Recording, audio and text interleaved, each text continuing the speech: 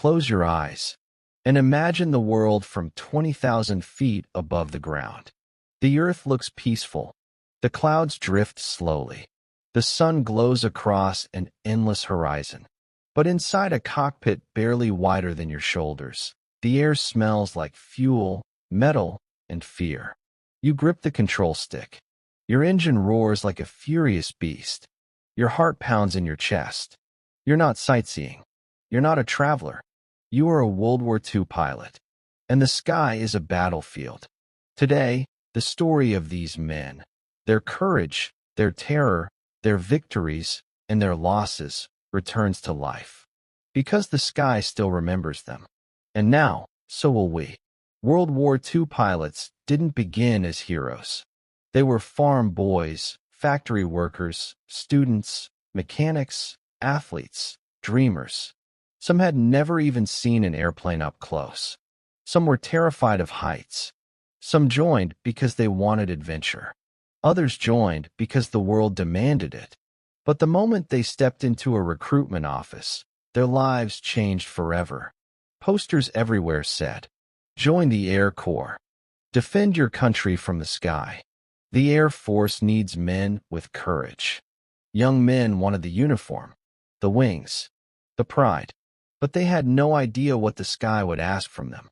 Becoming a pilot meant discipline, sacrifice, fear, responsibility, and the possibility of dying alone in the clouds.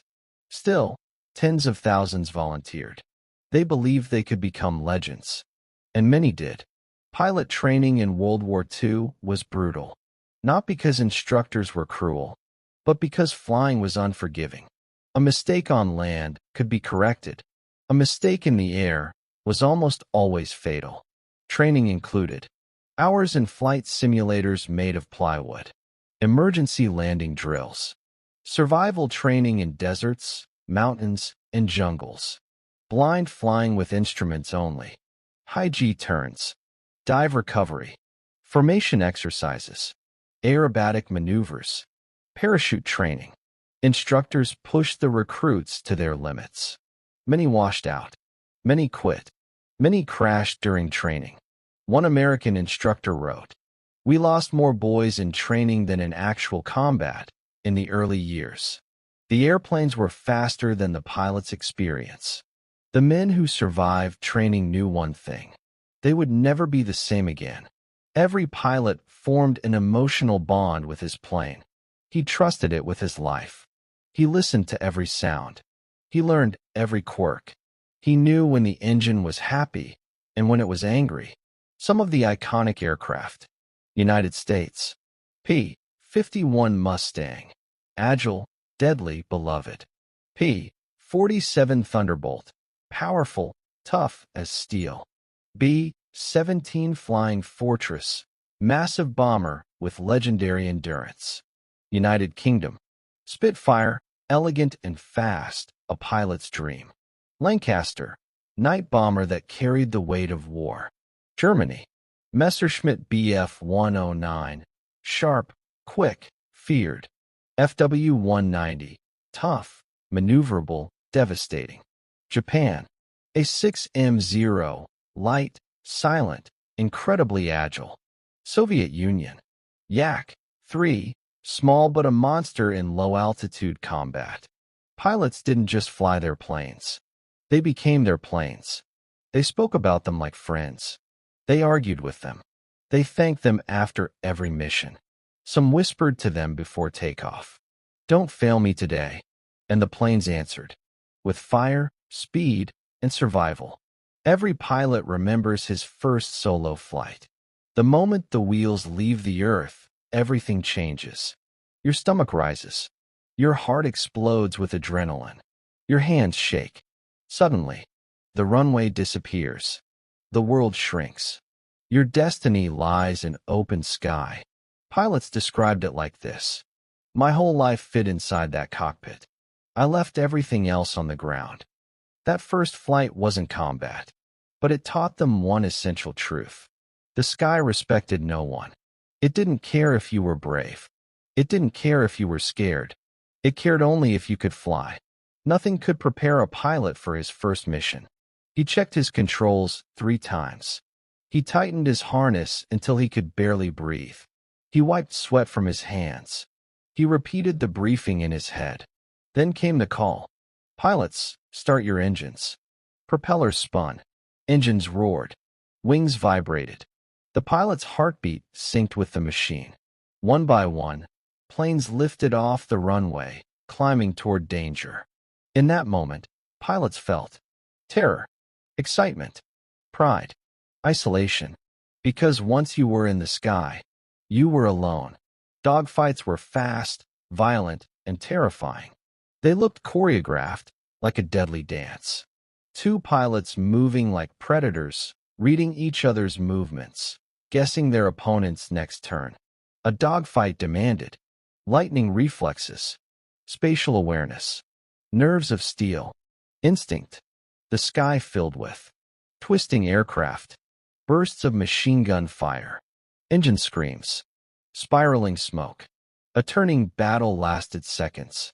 But in those seconds, a pilot made dozens of life-or-death decisions. One pilot recalled, "I didn't think. I reacted. I flew like the plane was part of my body." The difference between life and death? 1 second, 1 mistake, 1 lucky break. Bomber pilots lived a different world from fighter pilots. Their missions were long, sometimes 8 to 12 hours. They flew aircraft the size of houses. They carried heavy payloads that could change the course of battles. Inside a bomber, temperatures dropped below freezing. Oxygen masks were required. Engines deafened the crew. Anti-aircraft fire shook the plane. Bomber crews described missions as hours of flying, followed by minutes of terror. They knew they were major targets, but they also knew the war depended on them. In the sky, moments of chaos were followed by moments of silence. Pilots often found themselves alone above the clouds. No gunfire, no engines nearby, just the wind. Some described these moments as peaceful, spiritual, terrifying, unforgettable. Pilots carried fear every time they flew. But courage wasn't the absence of fear. Courage was climbing into the cockpit again, despite knowing exactly what the sky could do to you. Not every pilot returned.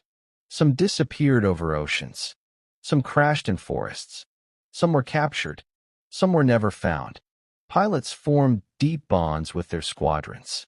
Losing a friend was like losing a brother. One pilot wrote, "We never asked who would survive. We only asked who would fly tomorrow." Survival was never guaranteed.